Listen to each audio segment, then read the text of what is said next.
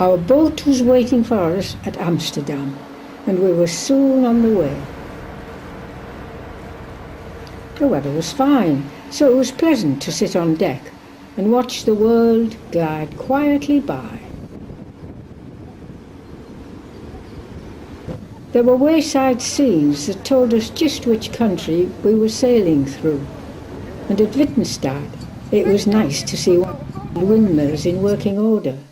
But not so nice was the burial place of 134 Belgian prisoners of World War II. Now we wondered if this greeting was put on specially for us. And did the bells ring out in the 16th century to celebrate the defeat of the Spanish invaders? After which William of Orange reinforced the town's defences, resulting in the name change to Willemstad. The townsfolk of Willemstad made good use of the natural elements of wind and water with their windmill and water wheel. Beautiful and picturesque scenes abound here. But there are still some reminders of what might happen to a visitor who misbehaves.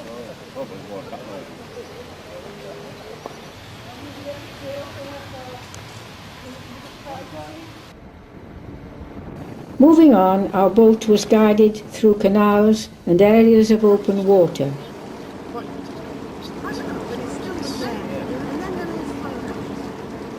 And it became clear that the waterways were great highways both for commerce and pleasure.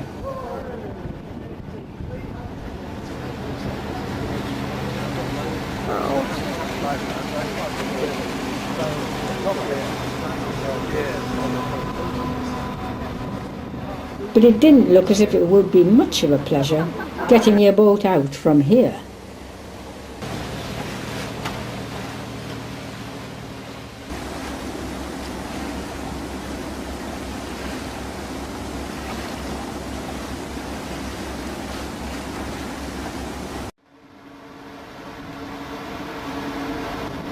Lock gates held us up for a time.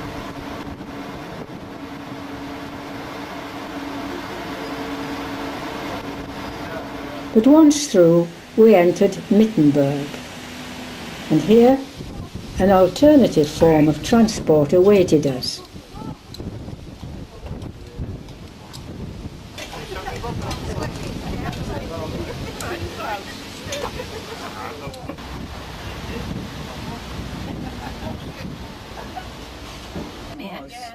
After a check was made of our numbers in the horse-drawn vehicles, we were ready to move off from the waterfront to the centre of town.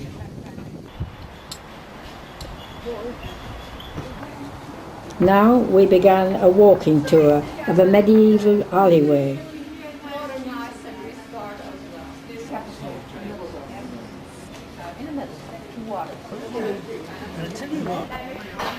Leading to an enclosed market square,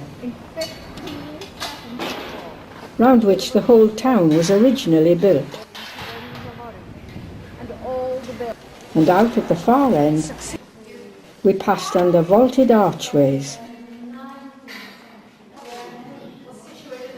into a present-day market.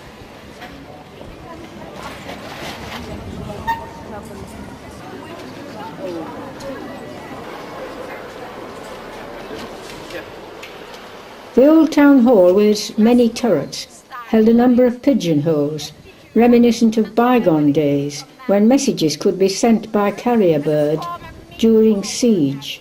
Unfortunately, we just missed the movement of this automated clock, but we were compensated by the superb architectural features of the buildings in this town of Middelburg, which had to be rebuilt to its former glory after the last war.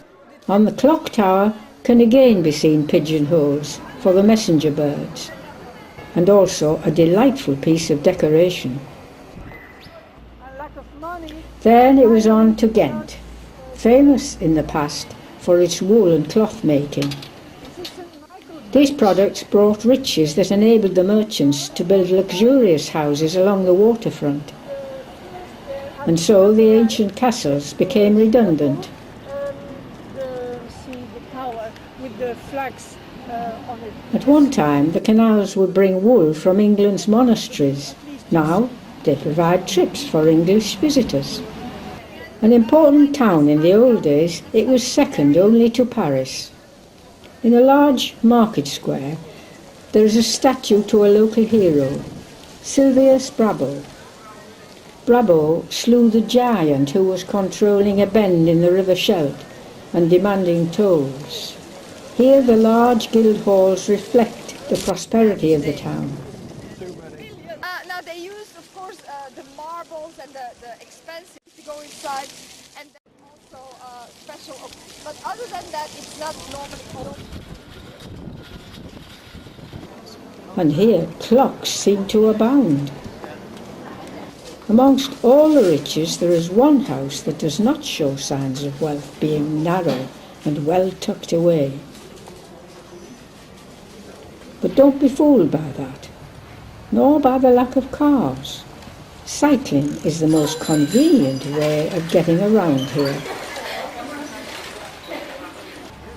At Schoonhaven, we had time to wander on our own, meeting one or two locals en route. And here was a 15th century town hall, which of course had its clock.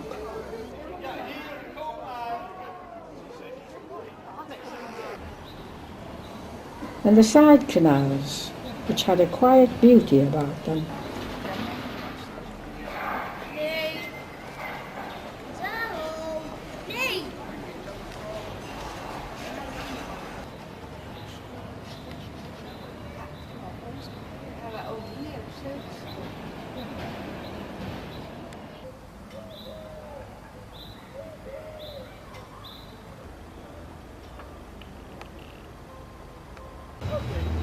Very different was the hustle and bustle of Amsterdam.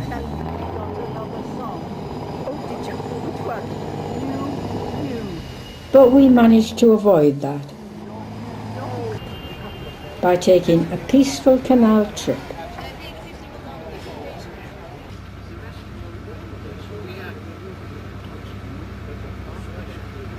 And we had a final reminder of our holiday with, yes, have you guessed it?